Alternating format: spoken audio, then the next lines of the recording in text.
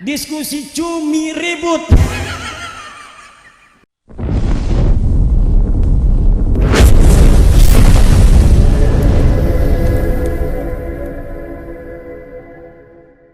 Saya hadir di tempat ini pada hari ini. Ini coba dari Muslimat NU Solo Raya untuk melambaikan tangannya. Terima kasih. Dan juga para hadirin, orang berilmu itu banyak, tapi orang yang berani untuk bersuara atas kebenaran ilmunya itu tidaklah banyak.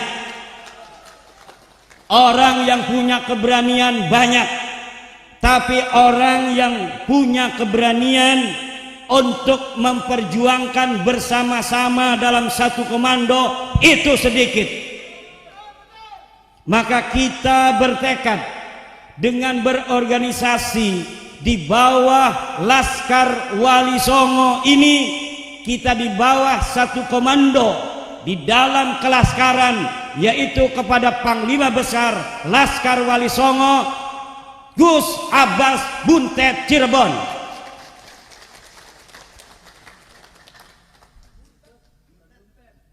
Buntet dan buntet sama saja tulisannya.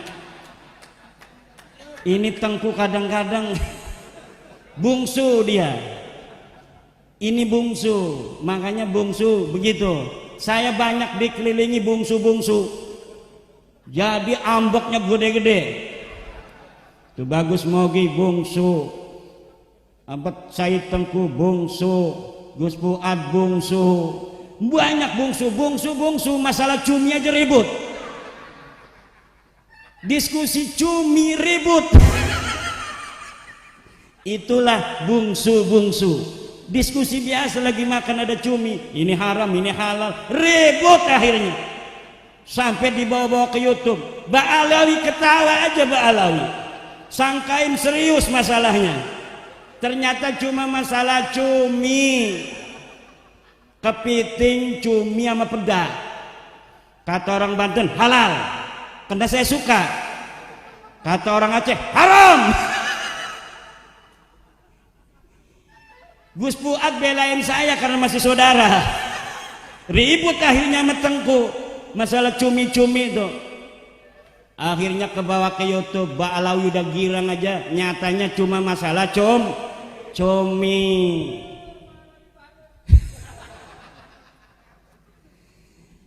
Alhamdulillah hari ini kita semua berkumpul di tempat yang mulia ini, tempat penuh sejarah. Ini adalah pesantren, salah satu pesantren tertua setelah Benda Kereb yang ada di Cirebon, terah dari Sunan Gunung Jati Syarif Hidayatullah.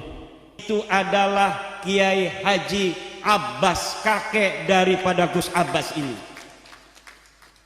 Maka mudah-mudahan 10 November 1945 yang telah puluhan tahun resonansi semangatnya kemudian menggema kepada kita yang terpilih pada masa ini yang akan ditulis dalam sejarah, dan saya sedang menulis sejarah itu. Saya tulis sejarahnya perjalanan di dalam meluruskan nasab, perjalanan di mana putra-putri bangsa Indonesia mulai menyadari akan jati dirinya sebagai bangsa yang besar, bangsa yang mulia, bangsa yang terhormat. Saya tulis sejarahnya tanggal per tanggal. Setiap kunjungan saya tulis nama-nama mereka, kemudian saya ungkapkan sekitar apa yang saya alami di situ, agar apa? Perjuangan kita hari ini tidak akan cepat hilang dan akan kemudian dibaca oleh anak cucu kita ratusan tahun yang akan datang.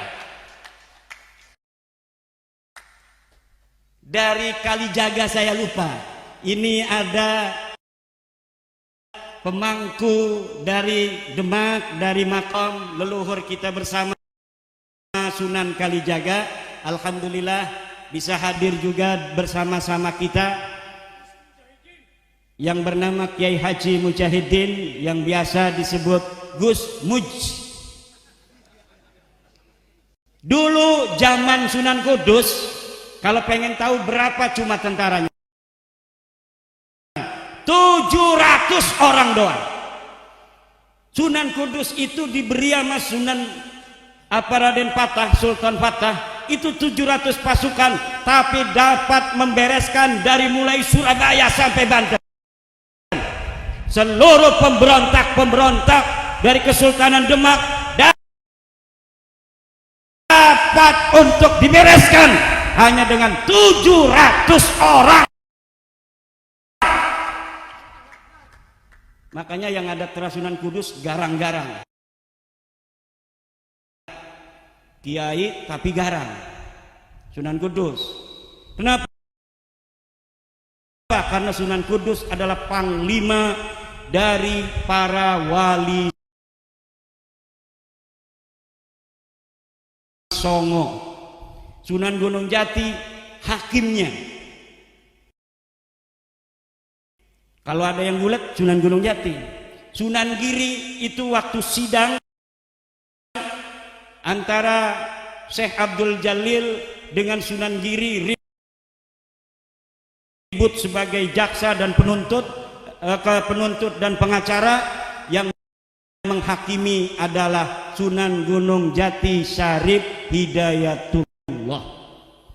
Sunan Ampel guru daripada Syarif Hidayatullah. Maulana Malik Ibrahim, Sunan Giri dan lain sebagainya, baik yang termasuk dalam Wali Songo maupun yang tidak termasuk dalam Wali Songo, itu masuk dalam istilah Wali Songo kita hari ini. Jadi yang dimaksud Wali Songo dalam perjuangan Wali Songo Indonesia ini bukan hanya Wali Songo sebagai orang-orang yang 9, tetapi Wali Songo sebagai istilah dari ulama-ulama yang menyebarkan Islam di Indonesia dari Aceh sampai Papua. Itulah yang kita maksud hari ini dengan perjuangan Wali Songo. Maka wahai saudara-saudaraku di Aceh, saudara-saudaraku di Mandailing Natal, di Musi Banyu Asin, di Pagaruyung, di Lampung, Kalimantan, Sulawesi, Maluku, semuanya harus bersama-sama kita jaga Indonesia kita jaga negara kesatuan Republik Indonesia kita, dengan semangat menyadari bahwa kita bangsa besar dan kita tidak mau untuk direndahkan oleh bangsa lain apapun, baik yang dia ada di luar negara kita maupun tamu-tamu kita yang dulu kita terima.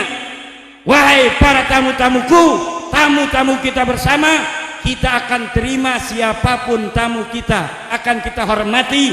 Tapi kalau kalian macam-macam, putra-putri Nusantara akan mengadakan perhitungan dengan kalian. Zaman Sunan Gunung Jati, orang Cirebon tidak semuanya jadi prajurit. Yang macul tetap macul, yang dagang tetap dagang. Hari ini pun yang setuju dengan kita mungkin 90%, tapi yang mau kumpul-kumpul hanya baru 2.000-3.000 orang seperti hari ini. Ini adalah sebuah bukti bahwa kita merupakan orang-orang yang dipilih oleh Allah, seperti leluhur kita dipilih untuk bersama Sunan Gunung Jati yang hanya ribuan orang sebagai pasukan penyebaran Islam di tanah Jawa Barat dan Banten bersama Sunan Gunung Jati. Begitu pula dengan di daerah lainnya, di Mataram, di Ampel, di Madura. Tidak semuanya orang mau kumpul-kumpul begini. Yang dagang lumayan kalau ninggalin pasar, betul tidak? Yang petani sayang kalau ninggalin padi mau panen, betul tidak? Tapi dalam setiap masa akan ada orang-orang yang siap mengorbankan segalanya demi perjuangan untuk kemuliaan anak cucunya di masa yang akan datang. Dan kitalah orang-orang itu di abad ini. Sudirman sudah ada masanya, Mbah Hasyim Asy'ari sudah ada masanya, Sunan Gunung Jati sudah ada masanya, Sunan Ampel masanya sudah lewat. Sekarang masanya kita Laskar Fisabilillah Perjuangan Wali Songo. Oleh karena itu hari ini Kongres 1 Perjuangan Wali Songo Indonesia 12 November 2023 Pondok Pesantren An-Nadwa Buntet Cirebon. Dengan ini saya nyatakan resmi dengan mengucapkan bismillah dibuka.